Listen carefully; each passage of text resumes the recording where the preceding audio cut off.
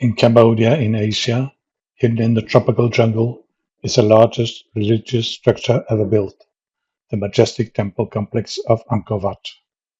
A sprawling structure 1,500 meters long and 1,300 meters wide, covering 160 hectares, larger than 200 football fields. Within a 200 meters wide moat and an outer wall of 3.6 kilometers, there are three galleries that are raised above the previous one, with five gigantic towers, the tallest of which soars 65 meters, the height of a 25-story building. 12th century builders finished this monumental temple in just 4 decades, sparking the fascination of archaeologists today. Once the most powerful empire in Southeast Asia, the Khmer left behind awe-inspiring temples, vast cities, and mysteries still unsolved. From the glory of Angkor Wat to the empire's mysterious decline, this epic place is a reminder of how brilliance rose from the jungle and was swallowed by it. These temples unravel the story of the Khmer, the forgotten superpower of Southeast Asia. The temples of the Angkorian period are so ambitious in scale and in the majesty of their construction that Angkor Wat was rated as one of the world's most important ancient sites. The Temple of Angkor Wat itself, the world's largest religious building, is only one sliver of the site in total. The sprawling circuit of temples deserves at least 3 days to explore if you want to understand the scope of the Angkorian period's architectural achievements. We spent 5 days in Siem Reap to explore some of the 60 temples of Angkor and the Lake Tonle Sap, and hired a local Tuk Tuk driver named Pich Pich to bring us around with his 175 cubic centimeter Boxer motorbike.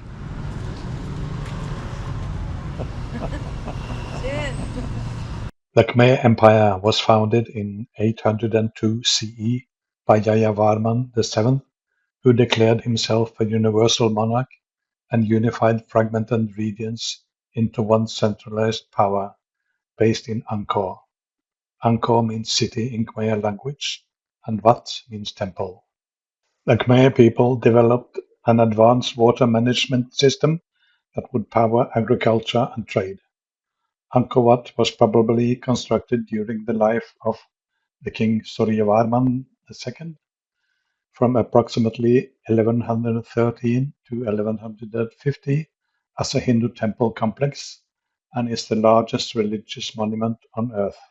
Khmer society flourished with engineering, art, and military conquests. Over 1 million residents lived in Angkor at a time when London had 50,000. Religion shifted from Hinduism to Buddhism over time, influencing temple architecture. By the 13th century, Khmer power waned. Invaders burned Angkor multiple times. Massive climate shifts disrupted water systems. Over-reliance on hydraulic engineering backfired. By the 15th century, Angkor was largely abandoned, lost to the jungle for centuries. Though the empire fell, its legacy lived on. Khmer innovations and engineering and religion shaped regional development. Today, Angkor remains a pilgrimage site, a mystery and a warning. Empires rise and empires fall, but some leave behind whispers that last forever. Angkor Wat is considered to be the architectural highlight of classical Khmer culture, and along with the rest of the Angkor area, Angkor Wat was added to UNESCO's list of World Heritage Sites in 1992. Cambodia uses the temple as a symbol for the country. It appears in the country's flag and is the country's biggest tourist attraction. Angkor Archaeological Park welcomed a total of almost 670,000 international visitors in the first 8 months of 2025. We feel very small walking along the stone bridge over the 200-meter wide moat to Angkor Wat, and we ask ourselves, how did they create all of this? About 10 million blocks have been used at Angkor Wat. Sometimes one might wonder if it was humans who built this, and yet it was humans. How did the builders supply this site with stone? What secrets explains how this thousand-year-old structure remains standing? The moat of the temple is built in the concept that the sand, when it's humid, it can become strong like a stone. Why was this monumental temple built in the first place? And what remains to be discovered of the legendary city that surrounds it? I do understand why Asians proudly take their photos dressed up in local costumes. This place is worth a memory for life. More than 100 temples dating from the 9th to the 15th centuries are hidden amongst 400 square kilometers of tropical forest a few kilometers north of the city of Siem Reap in northern Cambodia, an area 4 times larger than the city of Paris. These legendary ruins are visited by 2.5 million people every year who all want to explore one special temple, Angkor Wat. It's the largest religious monument on the planet, dedicated to the god Vishnu and built in just a few decades. Every part of this superstructure was built in stone, a very heavy and labor-intensive material to transport and use. Examining the stones on a microscopic scale reveals that this is a sedimentary rock, sandstone. 1 cubic meter is about 1 ton, so it's very heavy. And every surface of the stones has delicate carvings. Lots of stones bear inscriptions in Khmer language, telling stories from the rulers of this empire, both their conquests and their defeats. The temple is generally admired for its magnificence and the harmony of its architecture, as well as the extensive bas reliefs adorned with religious narratives and numerous devas, friendly deities, asuras, demonic deities, and apsaras. The material choice raises a mystery. Examining the site on a satellite scale shows that the nearest quarries are many kilometers from Angkor. Grey to yellowish-brown sandstone is quarried from the southeastern foothill of the Kulin mountain, located about 35 kilometers northeast of the Angkor capital, and there are many traces of quarrying there. It is believed that the stone blocks were transported from the Kulin mountain to the Angkor capital through canals and rivers, and literally millions of these blocks had to be transported from these distant quarries to the sites of the temples. We know roughly that about 10 million blocks have been used in Angkor Wat. That is more than in all the pyramids of Egypt. Angkor Wat combines two basic forms of Khmer temples, the Temple Mount and the later Gallery Temple. It is designed to represent Mount Meru, which is home to the deities in Hinduism. Unlike most other temples in the area, the temple faces west, and the significance of this is not clear. One theory as to the reason is that the temple was a mausoleum, while another explanation is that the temple was dedicated to Vishnu. The temple represents the sacred Mount Meru, which is the home of the deities of Hinduism.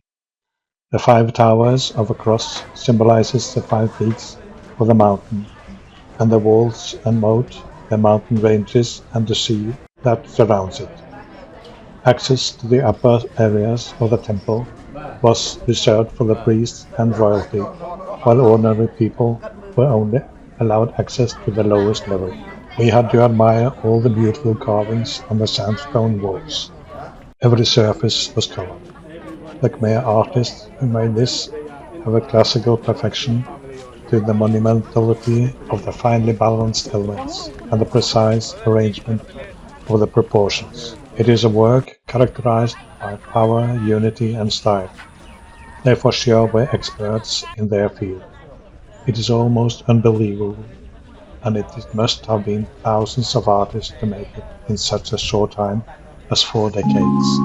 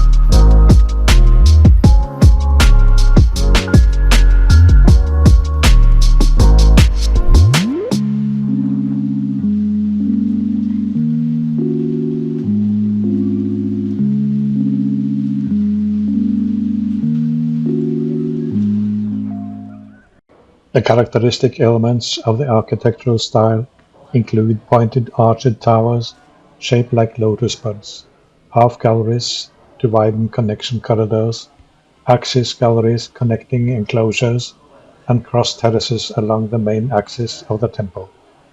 Typical decorative elements are deities and nymphs, bas reliefs, and, on the pediments, extensive and narrative scenes. The carvings of hundreds of sensual apsaras, each one different from the next, line the walls of the temple. Holding alluring poses, they are shown wearing ornate jewelry and exquisite headgear. Other elements of the design have been destroyed by looting and the ravages of time, including gilded stucco on the towers, gilding of some of the figures in the bas reliefs, and wooden ceilings and doors.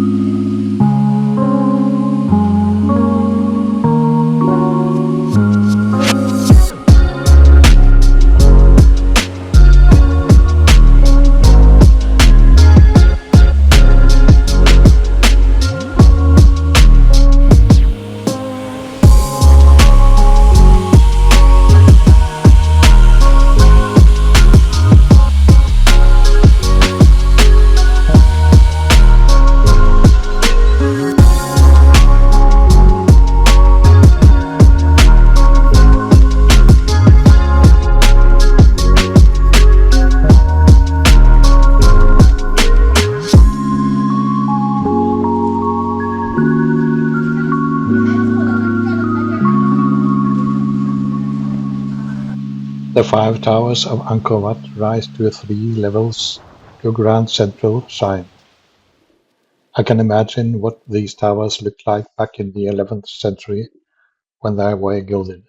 The entire complex is surrounded by thick walls. The view of the temple from the giant pool to the left of the causeway is stunning, particularly at sunrise with the five towers reflected in the still water. Angkor Wat is an example of the style of classical Khmer architecture, the Angkor Wat style, to which it has given its name. By the 1300s, the Khmer architects had become skilled and confident in the use of sandstone, rather than brick or laterite, as a primary building material. Most of the visible areas are sandstone blocks, while laterite has been used for the outer wall as well as non-visible structural parts. The stones, smooth as polished marble, were laid without mortar, with every stent joints that were sometimes difficult to find.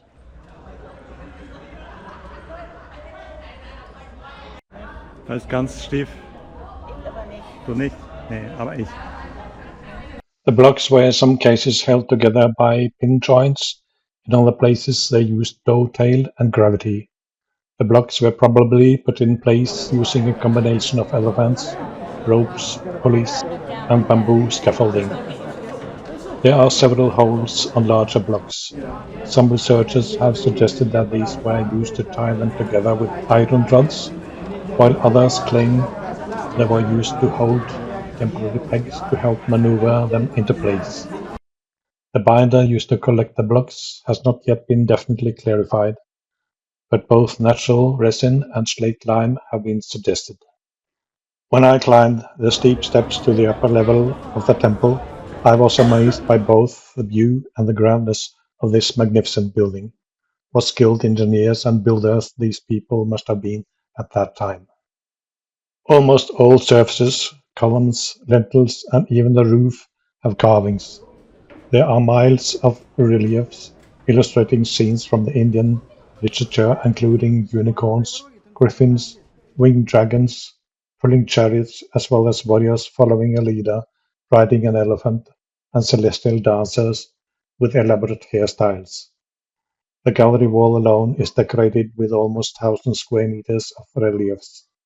Holes on some of the walls indicate that they may have been decorated with bronze plates.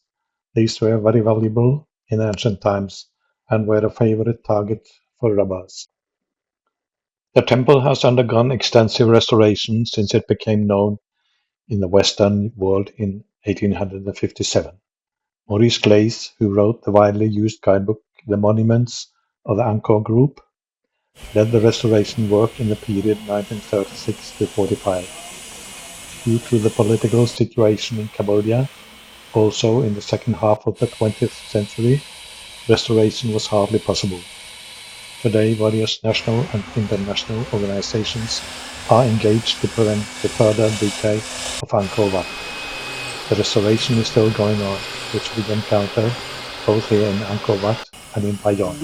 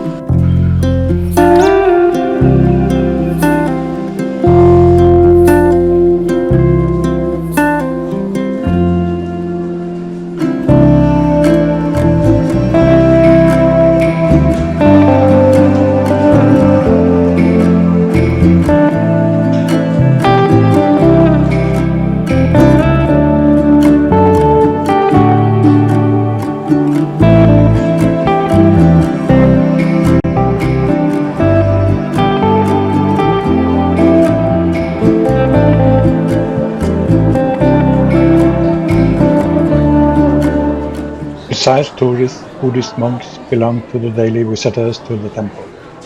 Here and there, Buddhist monks in their tangerine robes still perform rituals between the crumbling shrines. Buddhist monks have always visited this ancient city to worship amongst its quiet ruins.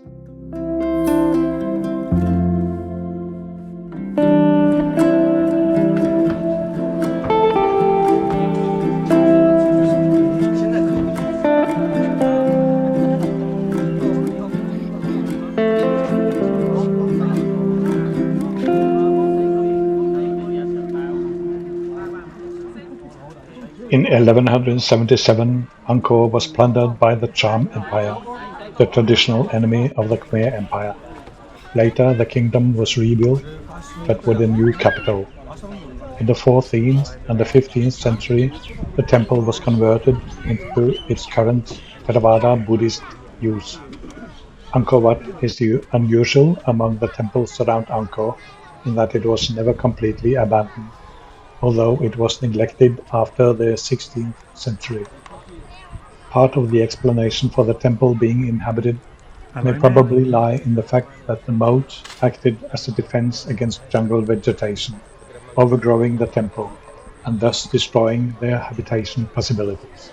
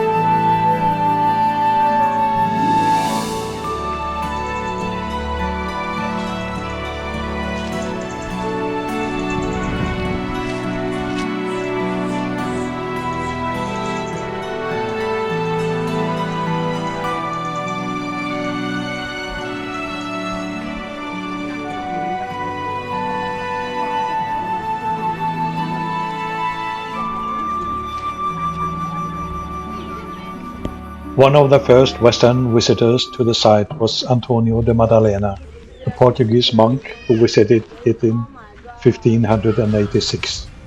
A number of Westerners, Japanese, Chinese, and Arabs visited the temple in the following centuries. However, the temple only became widely known in the West from the mid-19th century through the publication of the French explorer Henri Moreau's travelogues in 1857. I became a little curious about what these native boys were doing. They collected small turtles that they tried to sell to tourists so that they could let them loose in the mouth again. We spent a whole day exploring Angkor Wat. A visit to the temples of Angkor has been on my bucket list for a long, long time. I'm so happy that I finally could visit Siem Reap in Cambodia and see this region of Southeast Asia. Both my girlfriend and I had a great time and have lots of memories that will last. Do not hesitate to visit this magnificent historical place. Then you will also understand why millions of people come to see and explore and wonder how and why they built this amazing temple.